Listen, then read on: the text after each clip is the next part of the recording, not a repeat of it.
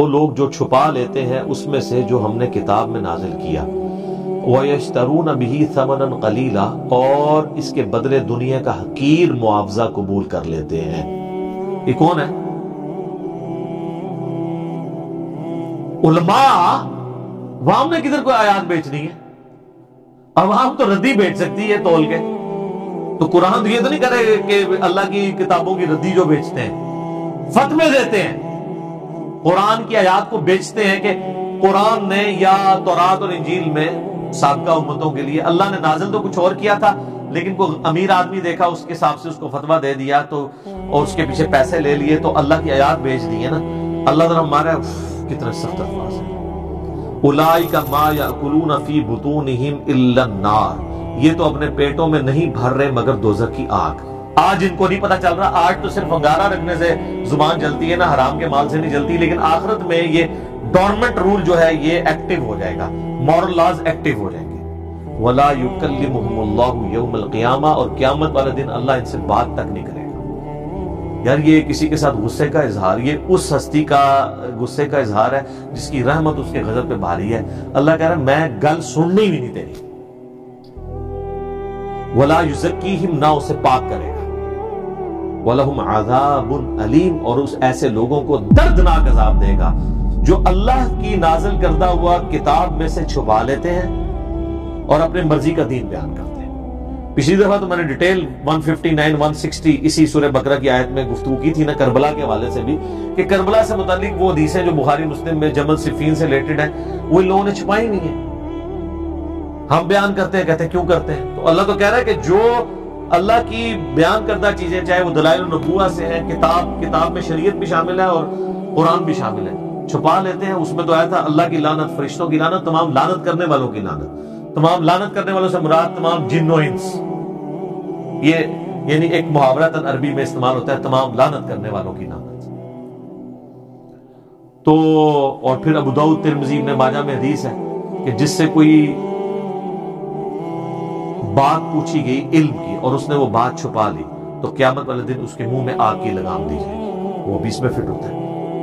اولئک الذین اشتروا الضلالۃ بالہدی، یہ وہ لوگ ہیں جنہوں نے اپنے ہاتھوں سے ہدایت بیچ کے گمراہی خرید لی۔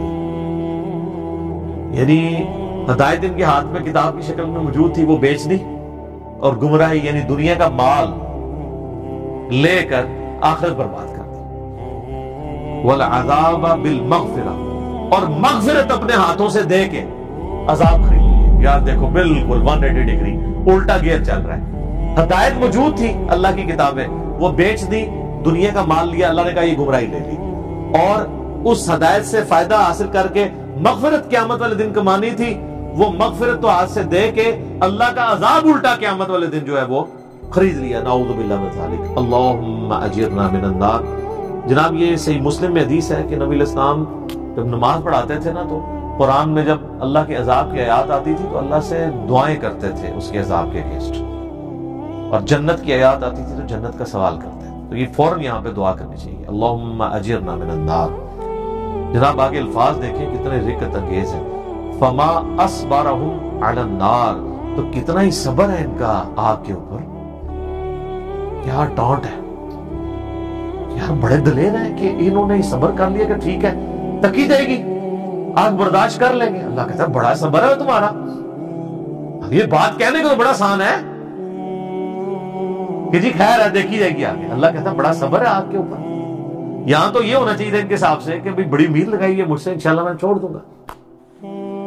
ہاں کہتے ہیں او اللہ بڑا غرور رحیم ہے، یہاں تو یہ ہونا چاہیے تھا نا، لیکن اللہ کہہ رہا ہے بڑا صبر ہے، یار بڑا جگر ہے کہ تم لوگوں نے آگ خرید لی ہے، یعنی تمہیں پتہ ہی نہیں کہ تھوڑے ایسی تیسی پھرنے والی ہے، یہ مطلب فما اصبرہم علی النار، کتنا صبر ہے ان کا آگ کے اوپر۔ یار انہوں نے یہ سوچ لیا کہ ٹھیک ہے ہم دیکھی جائے گی، یار جو کچھ الٹی دیتا لے لو۔ ذالک بان اللہ نزل الکتاب بالحق، یہ اس وجہ سے ان کے لیے سزا ہوگی کہ اللہ نے تو کتاب نازل کی تھی ایک مقصد کے تحت۔ وَإِنَّ الَّذِينَ اخْتَلَفُوا فِي الْكِتَابِ، اور بے شک وہ لوگ جو کتاب کے معاملے میں اختلاف میں آ گئے، وہ کہتے ہیں کتابوں کا دین چھوڑیں ہمیں بابوں کا دین بتائیں۔ تو سر یہ بنتا ہے نا ادھر کیا کہ مرنے سے پہلے اے مسلمان کر لے اس پہ غور، کتابوں کا خدا اور ہے اور بابوں کا خدا، کتاب ہی کتاب ہو رہی ہے۔ دیکھ لو کنی بار کتاب آ گئی ہے، اے سارے یہ قرآن تو قرآن جی بھی کتاب ہی لی ہے نا، کہ یہ انجیر صاحب کو بغرا قرآن پکڑا ہے۔ تو اللہ فرماتا ہے کہ ہم نے تو کتابیں نازل کی تھی ایک مقصد کے تحت، سچائی کے ساتھ، اور جو یہ اختلاف کر رہے ہیں کتاب میں لفی شقاق بعید، اللہ تعالیٰ ہمارا یہ تو دور دراز کیے جھگڑوں میں اور بدبختی میں پھنس گئے ہیں قرآن کو چھوڑ کے، یعنی یہود و نصارہ اپنے کتابوں کو چھوڑ کے بدبختی میں، اور امپلائڈ ہے، یونیورسل ٹروتھ ہے نا، ظاہر ہے یہ اہل کتاب کی جب باری آتی ہے تو صرف یہود و نصارہ نہیں، اہل کتاب آپ بھی ہیں، صاحب قرآن، مسلمان بھی صاحب قرآن ہے، صاحب کتاب ہے۔ ہم کہتے ہیں جی صاحب کتاب پیغمبر جو ہیں وہ 4 ہیں،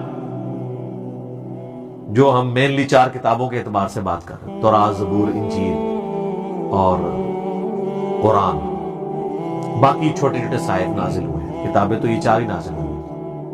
تو وہ جب تورات کتاب ہے، زبور کتاب ہے، انجیل کتاب ہے، تو قرآن بھی تو کتاب ہے۔ تو اگر وہ اہل کتاب ہیں تو ہم بھی اہل کتاب ہیں، یہ مسلمان اہل کتاب اور وہ جیوز اور کرسچن اہل کتاب۔ تو سر قرآن آپ جتنا پڑھیں گے نا اس کا اینڈ رزلٹ وہی نکلنا ہے،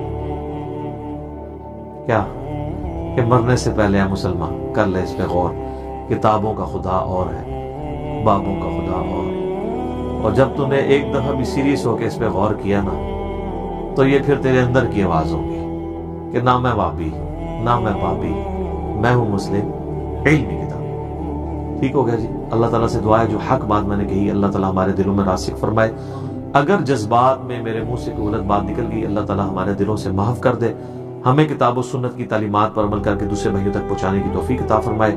سبحانک اللہم و بحمدک، اشہد ان لا الہ الا انت، استغفرک و اتوب الیک، وما علینا الا البلاغ۔